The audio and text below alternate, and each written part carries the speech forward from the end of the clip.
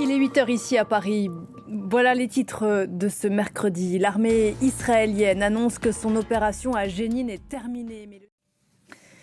Voilà pour les titres. Bonjour et bienvenue dans Paris Direct. L'armée israélienne annonce donc que son opération armée à Jénine est terminée. Mais les 72 heures qui viennent de s'écouler laisseront des marques sans doute au Proche-Orient. La tension est loin d'être redescendue dans la région. Bonjour. Oui, exactement. Ce raid de l'armée israélienne, il aura duré plus de 44 heures. Claire Duhamel depuis Jérusalem. Merci beaucoup.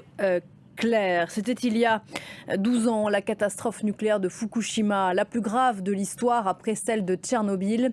Le Japon reste traumatisé parce qu'il a vécu en mars 2011 un séisme, un tsunami et la fusion des 3 réacteurs de la centrale nucléaire.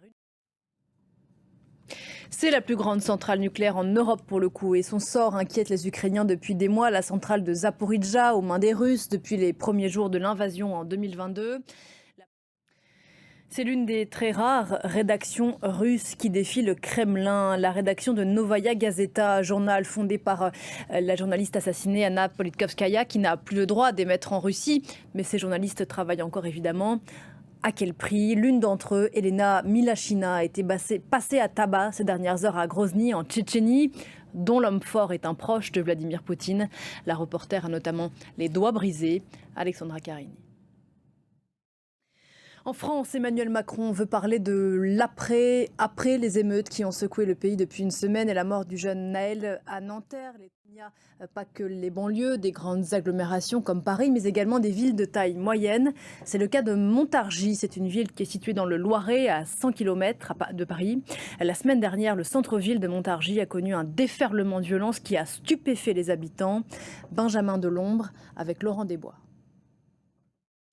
Et puis sachez qu'à Marseille, la police judiciaire et l'IGPN, la police des polices, ouvrent une enquête après le décès d'un jeune homme de 27 ans. C'était dimanche.